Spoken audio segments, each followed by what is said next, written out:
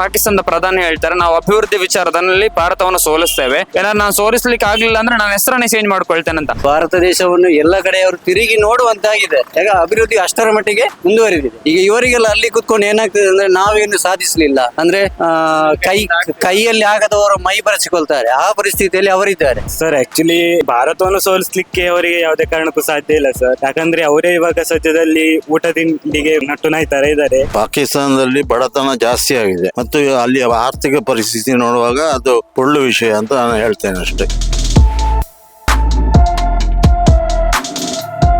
Sir ಏನಂತ ಹೇಳಿದ್ರೆ ಪಾಕಿಸ್ತಾನದ ಪ್ರಧಾನಿ ಹೇಳ್ತಾರೆ ನಾವು ಅಭಿವೃದ್ಧಿ ವಿಚಾರದಲ್ಲಿ ಭಾರತವನ್ನು ಸೋಲಿಸ್ತೇವೆ, ಏನಾದ್ರು ನಾನು ಸೋಲಿಸ್ಲಿಕ್ಕೆ ಆಗ್ಲಿಲ್ಲ ಅಂದ್ರೆ ನಾನು ಹೆಸರನ್ನೇ ಚೇಂಜ್ ಮಾಡ್ಕೊಳ್ತೇನೆ ಅಂತ. ಇಂತಹ ಮಾತುಗಳೆಲ್ಲ ಕೇಳುವಾಗ ನಿಮ್ಗೆ ಏನಂತ ಅನಿಸ್ತದೆ ಭಾರತೀಯರಾಗಿ? ನೋಡಿ, ನಾವು ಭಾರತೀಯರು, ಭಾರತದಲ್ಲೇ ಹುಟ್ಟಿ ಬೆಳೆದವರು. ನಮಗೆ ನಮ್ಮ ಭಾರತ ದೇಶದ ಬಗ್ಗೆ ತುಂಬಾ ಅಭಿಮಾನ ಇದೆ. ಅವರು ಅಲ್ಲಿ ಕೂತ್ಕೊಂಡು ಏನು ಬೇಕಾದರೂ ಮಾತಾಡ್ಬೋದು, ಅದರ ಬಗ್ಗೆ ನಾವು ತುಂಬಾ ತಲೆ ಕೆಡಿಸ್ಕೊಳ್ಳುವಂತ ಅಗತ್ಯ ಏನಿಲ್ಲ. ಆದ್ರೆ ಇದು ನಾವು ಹೀಗೆ ಕೂತ್ಕೊಂಡ್ರೆ ಇದು ನಾಳೆ ನಮ್ಮ ಕಾಲಬಡಕ್ಕೆ ಬರುವ ಪರಿಸ್ಥಿತಿ. ನೋಡಿ, ಈಗ ಭಾರತ ದೇಶದಲ್ಲಿ ಅದೆಷ್ಟೋ ಪ್ರಧಾನಿಗಳು ಭಾರತ ದೇಶವನ್ನು ಮುಂದುವರಿಸಿಕೊಂಡು ಹೋಗಿದ್ದಾರೆ, ಎಲ್ಲರೂ ಅಲ್ಲಿಂದ ಅಲ್ಲಿಗೆ ಇರುವುದು.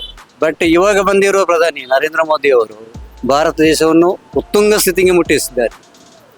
ಈಗ ಭಾರತ ದೇಶವನ್ನು ಎಲ್ಲ ಕಡೆಯವರು ತಿರುಗಿ ನೋಡುವಂತಾಗಿದೆ. ಈಗ ಅಭಿವೃದ್ಧಿ ಅಷ್ಟರ ಮಟ್ಟಿಗೆ ಮುಂದುವರಿದಿದೆ. ಈಗ ಇವರಿಗೆಲ್ಲ ಅಲ್ಲಿ ಕುತ್ಕೊಂಡು ಏನಾಗ್ತದೆ ಅಂದ್ರೆ ನಾವೇನು ಸಾಧಿಸಲಿಲ್ಲ ಅಂದ್ರೆ ಕೈಯಲ್ಲಿ ಆಗದವರು ಮೈ ಬರೆಸಿಕೊಳ್ತಾರೆ, ಆ ಪರಿಸ್ಥಿತಿಯಲ್ಲಿ ಅವರಿದ್ದಾರೆ. ಕಳೆದ ವರ್ಷದಲ್ಲಿ ಅವರದ್ದು ಸ್ಥಿತಿ ಏನಿಲ್ಲ ಅಂದ್ರೆ 1 kg ಅಕ್ಕಿ, 1 kg ಗೋಧಿಗೆ, ಮೊಟ್ಟೆಗೆ ಎಲ್ಲ ತುಂಬಾ ರೇಟ್ ಆಗಿದೆ. ನಮ್ಮಲ್ಲಿ ಆ ಪರಿಸ್ಥಿತಿ ಇಲ್ಲ. ನಮ್ಮಲ್ಲಿ ಇವಾಗಲೂ ಒಂದೇ ಲೆವೆಲಲ್ಲಿ ಇದೆ, ಹೋಗ್ತಾ ಇದೆ. ಯಾಕೆಂತ ಹೇಳಿದ್ರೆ ನಾವು ಇದನ್ನು ಪ್ರಕೃತಿಯಲ್ಲಿ ಏನೆಲ್ಲ ಸಿಗ್ತಾ ಉಂಟು ಅದನ್ನು ಚೆನ್ನಾಗಿ ಅನುಭವಿಸ್ತಾ ಇದ್ದೇವೆ, ಪ್ರಕೃತಿಗೆ ಕೊಡ್ತಾ ಇದ್ದೇವೆ, ಪ್ರಕೃತಿಯಿಂದ ಸ್ವೀಕರಿಸ್ತಾ ಇದ್ದೇವೆ. ಪಾಕಿಸ್ತಾನದ ಪ್ರಧಾನಿ ಹೇಳಿರುವುದು ಅದು ನೋಡಿ, ವಿನಾಶಕಾಲೆ ಅತಿರೇಕ ಬುದ್ಧಿ, ವಿಪರೀತ ಬುದ್ಧಿ ಅಂತ ಹೇಳ್ತಾರೆ. ಹಾಗೆ ಅದು ಯಾರಿಂದಾದ್ರೂ ಒಬ್ಬರನ್ನು ಪೆಟ್ಟು ಸಾಯುವುದು ಅಂತ ಹೇಳಿದ್ರೆ ಇದೆ. ಸರ್ ಆಕ್ಚುಲಿ ಭಾರತವನ್ನು ಸೋಲಿಸ್ಲಿಕ್ಕೆ ಅವರಿಗೆ ಯಾವುದೇ ಕಾರಣಕ್ಕೂ ಸಾಧ್ಯ ಇಲ್ಲ ಸರ್. ಯಾಕಂದ್ರೆ ಅವರೇ ಇವಾಗ ಸದ್ಯದಲ್ಲಿ ಊಟ ತಿಂಡಿಗೆ ಪರಿಸ್ಥಿತಿಯಲ್ಲೇ ಸ್ವಲ್ಪ ಇದ್ದಾರೆ, ನಟ್ಟು ನಾಯ್ತಾರೆ ಇದ್ದಾರೆ. ಏನ್ ಮಾಡ್ಲಿಕ್ಕೆ ಸಾಧ್ಯ ಇಲ್ಲ. ಅವ್ರೇನ್ ಮಾಡ್ಲಿಕ್ಕೆ ಬಾಯಲ್ಲಿ ಹೇಳ್ತಾರೆ ಒಂದ್ ಮಾತು, ಬಾಯಲ್ಲಿ ಹೇಳಿದ್ರೆ ಭಾರತವನ್ನು ಹೇಗೆ ಸೋಲಿಸ್ತಾರೆ ಸರ್? ಬಾಯಿ ಮಾತಲ್ಲಿ ಹೇಳುದು ಅಷ್ಟೇ ಸರ್, ಅದು ಹೇಗೆ ಸಾಧ್ಯ ಆಗ್ತದೆ?